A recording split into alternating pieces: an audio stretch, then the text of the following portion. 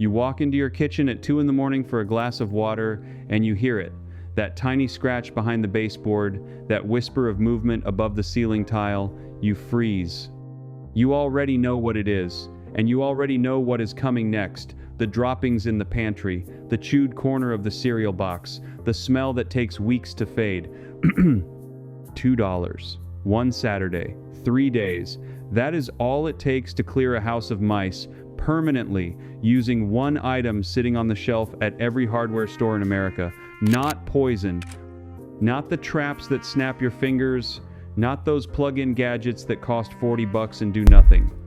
A $2 item that the Amish families of Lancaster County and Holmes County have used for over 100 years, and that the modern pest control industry has very quietly stopped mentioning. Here is a number to sit with.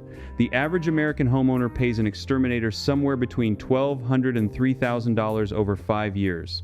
The Amish in Lancaster County pay nothing. They have not paid anything since before electricity reached their farms, and the reason why was documented by Penn State in 1928. The bulletin is still in their archive. The pest control industry simply stopped reprinting it after the 1950s. There is a man in Millersburg, Ohio, who has not paid an exterminator in 51 years. Stone farmhouse. No traps, no poison, no service calls. I drove out there to see if he was bluffing. He was not. And if you already own your house, even if it was built in 1962 and the foundation is settling, this still works. No permits, no contractor, no inspector. $2 and one afternoon, and a house your grandchildren can inherit clean. Let me back up and tell you how I got there. Because I spent 26 years of my adult life doing this the wrong way, and I want you to know I am not somebody who figured this out because I was smarter than you. I figured it out because I was tired, and I was broke from it, and I finally got humble enough to ask. For 26 years, I paid the exterminator. I bought the snap traps in 12 packs from the warehouse store and lined them up along the baseboard like little soldiers. I sprinkled the peppermint oil my sister-in-law swore by. I plugged in the ultrasonic devices, the ones that promise to drive mice away with a sound you cannot hear, and I want to tell you those did absolutely nothing except lighten my wallet by $40 a piece. I sealed cracks with that orange spray foam from the can. I watched it expand out of the nozzle. I felt proud of myself. I stood back and admired the work like I had finally won. And then 3 weeks later, I heard scratching in the exact same spot. The mice had chewed straight through the foam like it was cotton candy. Because to a mouse, that is exactly what it is. That foam has no resistance at all. I have watched a mouse chew through a fresh patch of expanding foam in a single evening like the can had never even been there. I sat in my own basement with a flashlight and watched it happen, and that was the moment something in me finally broke. Not in a bad way. In the way a man breaks when he realizes he has been doing something wrong his entire adult life and nobody ever told him there was another way. That was the night I called my cousin's husband, a man named Daniel, who married into an old Mennonite family near Lancaster, Pennsylvania. Daniel runs a small dairy. He has 3 children, 2 barns, a corn crib full of feed, and approximately 0 mice inside any of his structures. Think about that for a second. A working dairy farm, grain everywhere, open doors all day long, and no mice in the buildings. By every rule I had ever been taught, that should be impossible. I asked him how. He laughed at me, the easy way those men laugh when an English cousin finally asks the right question, and he said the same thing his grandfather had told him back in 1974. You have been buying the wrong material your whole life. Then he told me to drive out the next Saturday morning, and he would show me what his family had been using since before anybody on his road had electricity. What he showed me was a small roll of something that looked like a fine, reddish gold steel wool, except it was not steel. It was copper, pure copper mesh. He kept a roll of it in a drawer in the milk house, right next to the things he used every single day, because to him it was an everyday item, not a special trick. He pulled it out, cut a piece about the size of my palm with a pair of tin snips, and walked me over to the corner of the foundation where the gas line came through the wall. He crouched down, dug the old crumbled mortar out of the gap with the tip of a screwdriver, and packed that copper wad into the hole. working it in tight with the back of the screwdriver until it filled the entire space. Then he smoothed it down flush and stood back up. He smiled at me. He said, "That hole is closed forever." And he meant forever. Not for this year, not for this season. Mice cannot chew copper. Their teeth, which can grind through wood, through drywall, through soft concrete, through lead, through aluminum, cannot get any purchase on the fine, springy strands of knitted copper. The strands just bend and slip away from the teeth, and unlike steel wool, copper does not rust, so it does not weaken and crumble over the years. That gap under the gas line, the place every mouse in 3 counties had been quietly using as a front door for who knows how long, was now permanently sealed for about $1's worth of material and 90 seconds of work. I stood there in that milk house and felt 26 years of wasted money settle on me all at once. I bought a roll on the way home, $2.12 at the hardware store in town. And let me be clear about what to buy, because this matters. The brand does not matter at all. What you want is copper mesh, which is sometimes labeled copper wool or copper gauze. You want the knitted kind, not woven, not a solid sheet, because the knitted kind has the give and the spring you need to pack into an irregular gap and have it hold. A 4-foot roll, which is plenty to do an entire single-family home with material left over, runs somewhere between $2 and $7 depending on where you buy it. And here is the part that should make you a little angry. I have seen the exact same product, the identical copper mesh, marked up to $30 in the big box pest control aisle, repackaged in a fancy blister pack as a premium rodent exclusion product, with a picture of a mouse with a red line through it printed on the front. Same material, same copper, 40 times the price. The only difference between the $2 version and the $30 version is which aisle of the store you happen to walk down, and whether anybody ever told you the cheap one existed. Now, Daniel told me his grandfather learned this from a county extension bulletin from the late 1920s, and I did not believe him. So I went home and I dug, and I found it. The Pennsylvania State College, which is what Penn State was called before 1953, published farm bulletins in the 1920s and 30s that recommended copper for rodent exclusion around grain storage. There is a USDA Farmers Bulletin from 1928 that discusses rodent-proofing farm buildings and names copper screening and copper wire mesh as superior to steel because of its corrosion resistance and its gnaw resistance. The information sat in plain print for nearly a century.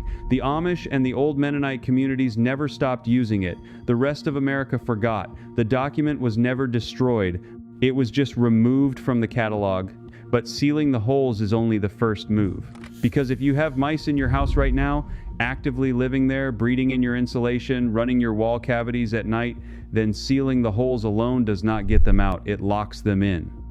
And that is where the next part of the trick comes in, the part that makes the 3-day timeline real instead of marketing. Here is the question almost nobody asks. If mice can squeeze through a hole the size of a dime, and they can, the University of California Integrated Pest Management Program confirms a 1/4 inch is the threshold, roughly the diameter of a pencil. Then why have houses had mice for thousands of years? Why is this not solved? The answer is that most people seal holes only after they see a mouse. And by the time you have seen one mouse in the open, in the daylight, or under the kitchen light at night, the situation is already much further along than you think, because mice are shy and they hide, and you do not see them until the population has grown large enough that the bolder ones are forced out into the open to find food. By that point, the mouse is already inside, already nesting in your insulation, already reproducing at a rate that will genuinely horrify you when you hear the numbers. A single female house mouse can produce 5 to 10 litters in a year, with 5 to 6 pups in each litter. Sit with the arithmetic on that for a moment. One pregnant female who slips into your basement in September, looking for somewhere warm before the first frost, can become 40 mice by Christmas. 40 in your walls, behind your cabinets, above your bedroom ceiling, and they are not just sitting there quietly.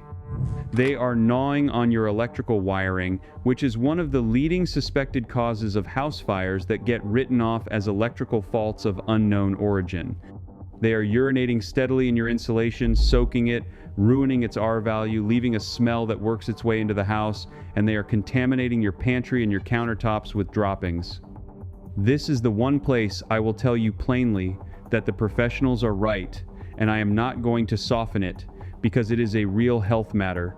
Public health agencies, including state departments of health, document that house mouse droppings and urine can carry salmonella and other diseases, and can transfer them directly onto the surfaces where you prepare food. Mice are not only a nuisance, they are a sanitation problem, and they belong out of your house. The disagreement I have with the industry is not about whether to get rid of mice. It is about what it should cost you and who should be able to do it.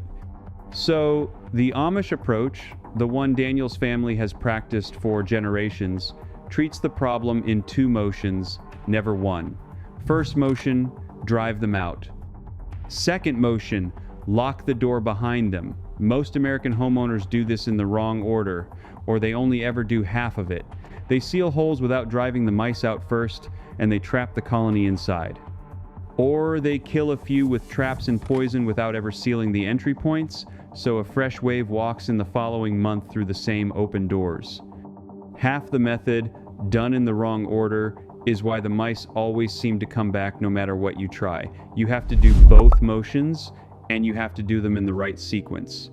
Driving them out is where the second part of the $2 method comes in, and here is something the big pest control companies will never put on a billboard. You do not need poison.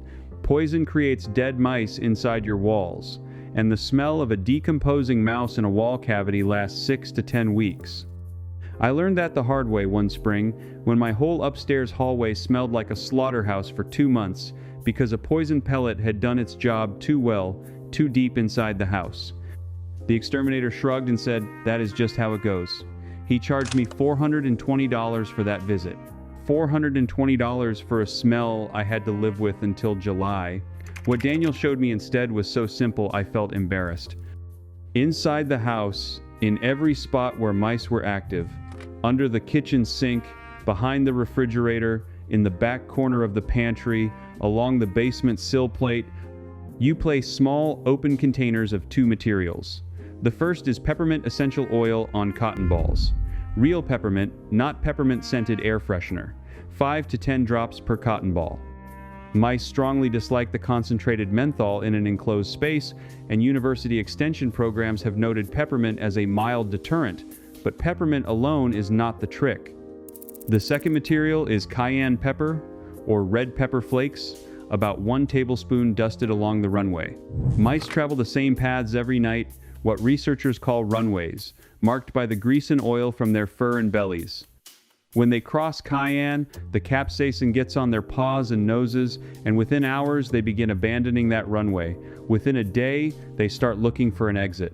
Within 2 days, placed correctly, they are trying every gap in your foundation to get out. And that is when the copper becomes the master stroke. Because while the inside is becoming unlivable, the outside gaps are still open for one specific window of time. You seal the last of them on day 3, after the mice have left, not before. Now, if you already own a house and you are thinking this only applies to people building from scratch, stay with me because this next part is specifically for you. The houses where this works best are old houses, houses built before 1980. Houses with stone foundations, fieldstone basements, settled sills, gaps you can see daylight through if you crouch down with a flashlight on a sunny afternoon. New construction has its own problems, but old construction is where this $2 method earns its keep because old houses have dozens of entry points that no contractor will fix for less than 4 figures. Here is how you do it on a house that is already standing. You take a Saturday morning, you take a flashlight, a screwdriver, that $2 roll of copper mesh, a tube of 100% silicone caulk, about $4 at the hardware store, and an old pair of work gloves so the copper does not nick your fingers. You walk the entire perimeter of your house on the outside slowly, and I mean slowly, on your hands and knees in places, because the gaps a mouse uses are not at eye level. You are looking for gaps. Under the siding where it meets the foundation, that long seam that runs around the whole house, around every single pipe and wire that comes out of the wall, and there are more than you think. The outdoor faucet, the gas line, the dryer vent, the air conditioner line set, the electrical conduit, the cable and phone lines. The corners where the foundation meets the wood framing. The rubber seal along the bottom of the garage door, which almost always has gaps at the corners. Under the front porch slab where it is settled and pulled away from the house over the years. Pay special attention to the dryer vent because mice are powerfully drawn to the smell of warm, moist air leaking out of it, and that is very often how a mouse finds the front door of your house in the first place.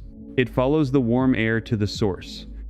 Every gap you find that is bigger than a 1/4 inch, the diameter of a pencil, you pull off a clump of copper mesh about the size of a walnut, you wad it up tight in your gloved hand, and you pack it firmly into the gap with the tip of the screwdriver, pushing it well back into the hole, not just plugging the surface. Then you run a smooth bead of silicone caulk over the top, both to lock the copper in place so it cannot be pulled out and to seal the patch against water. That is the whole exterior method. There is nothing more to it than patience and thoroughness. A house with 30 entry points, which is an average old house, takes about 4 hours to do completely if you are careful and do not rush.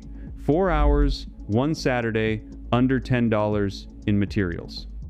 I did mine one September, on a single Saturday, with a thermos of coffee and the radio on. I have not had a mouse inside my house since. Not one. Not a dropping in the pantry, not a scratch in the wall at 2 in the morning. Years of silence, from one afternoon of work and the cost of a sandwich.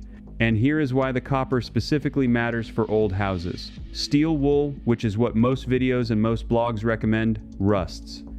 In an old foundation, where moisture wicks up through the stone, where condensation forms in the rim joist during the freeze-thaw of February, steel wool rusts out in 18 to 36 months. Then the gap is open again. Then the mice are back. Copper does not rust. It develops a thin oxide patina that actually makes it more durable, not less. The same Pennsylvania State College bulletins from the 1920s noted exactly this. They recommended copper for grain bins specifically because the bins lasted decades without resealing. There is one more thing for the old house owner, and most people skip it entirely, which is exactly why their mouse problem never fully ends.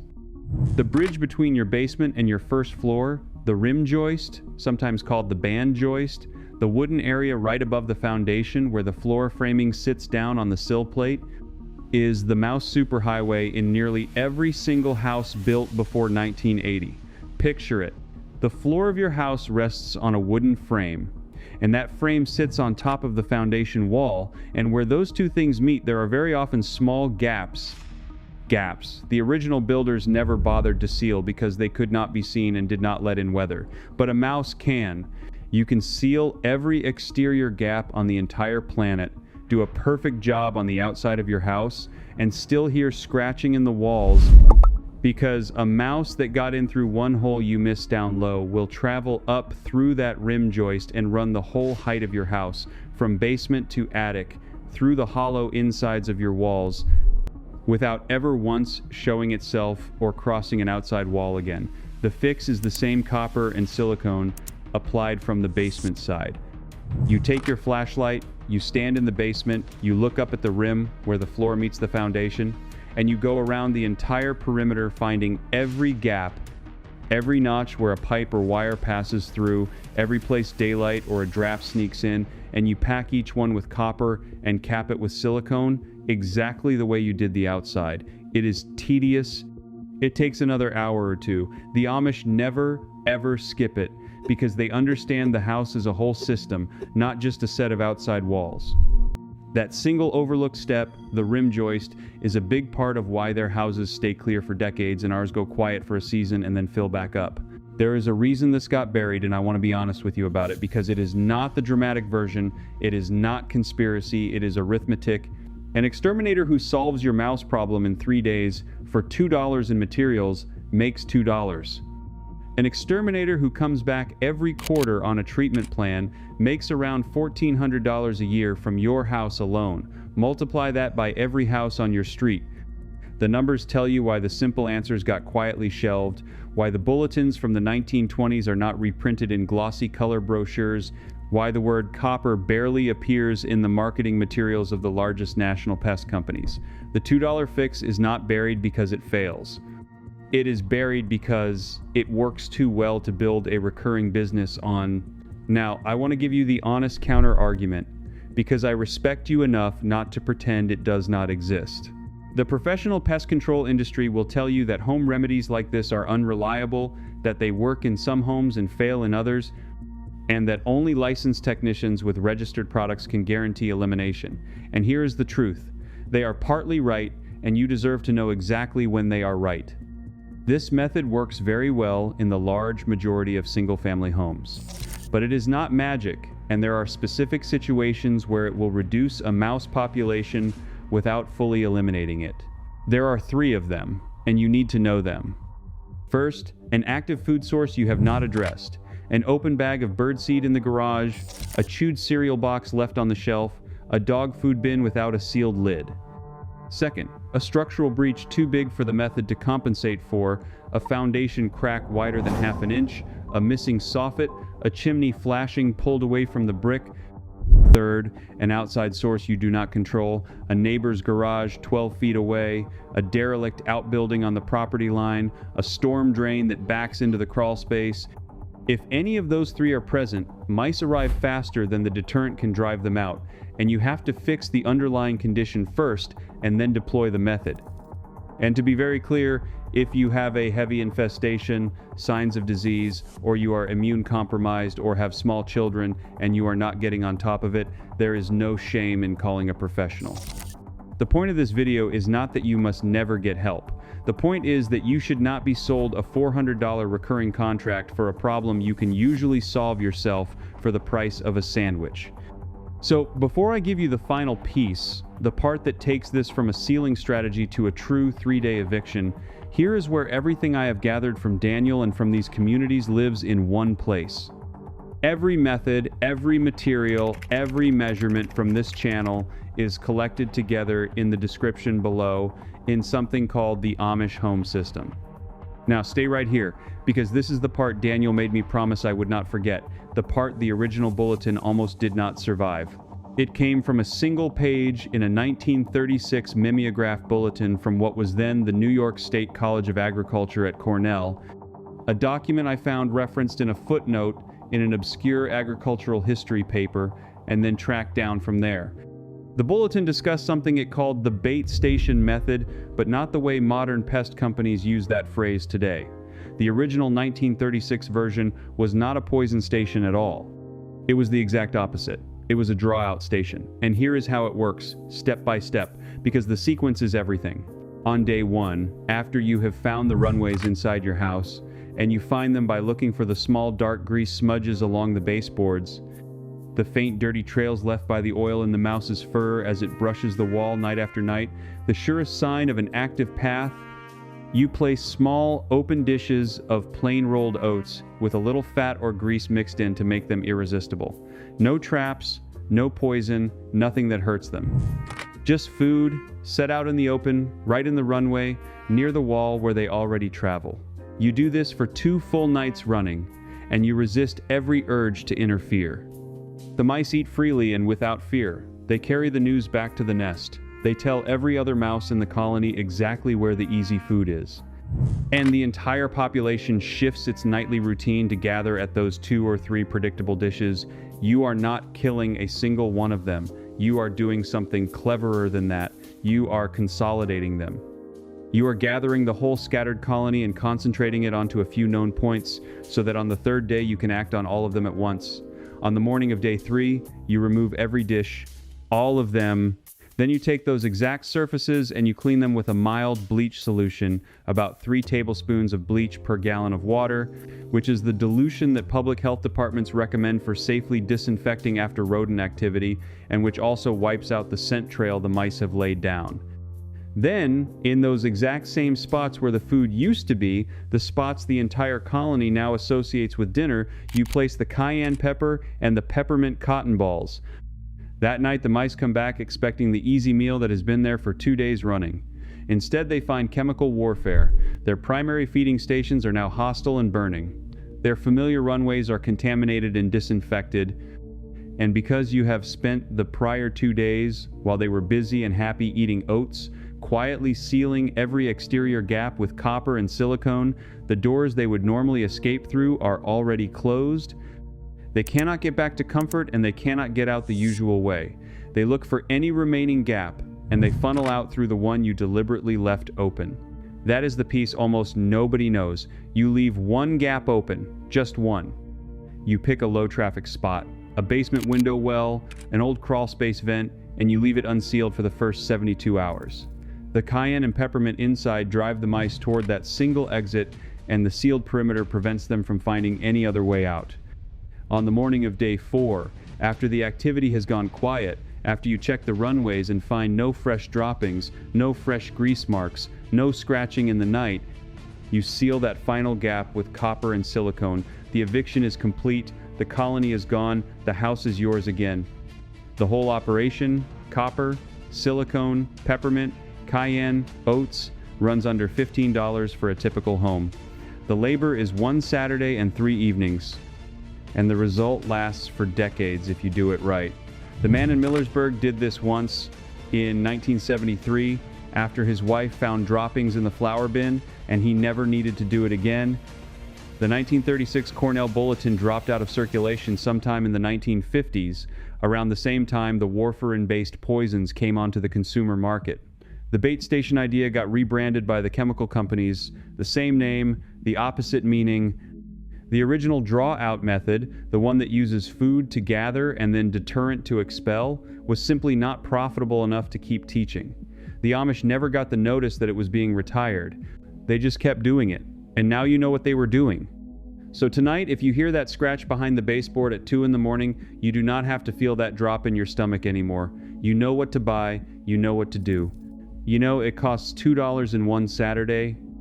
You know it works because Penn State documented it in 1928 and Cornell confirmed it in 1936. And a man in Holmes County has been living mouse-free since Richard Nixon was in the White House. The knowledge was never lost. It was just moved out of the catalog, and now it is back in your hands. If you have been paying an exterminator quarterly for years, do one thing. Go look at your last invoice. Add up what you have paid over the last 5 years. For most folks watching this, that number lands somewhere between $1,200 and $3,000. That is the cost of not knowing what the families in Lancaster County have known for generations. And what I want you to feel right now is that you just took it back. In the comments below, tell me one thing. Did you ever pay an exterminator for a mouse problem? And if so, what did they charge you? I am not asking for your story. I am asking for the number on the invoice. One number, that is all. Because when other people watching this see your number next to mine, next to your neighbors, they understand what has been happening, and they understand why we keep sharing the old ways. Subscribe if that is the kind of company you want to keep, because the next video is about a single change the Amish make to their root cellars, a change that costs nothing, uses material already in your yard, and keeps potatoes, onions, carrots, and apples crisp from October all the way through May with no refrigeration and no electricity. The technique was documented in a 1919 USDA Farmers Bulletin and quietly dropped from circulation after the rural electrification programs of the 1930s. I will show you the bulletin. I will show you the cellar in Lancaster County where I watched it work with my own eyes. There are a lot of things they took out of the catalog. We are putting them back 1 Saturday at a time. That chain broke somewhere around 1955. We are tying it back together. I will see you in the next one.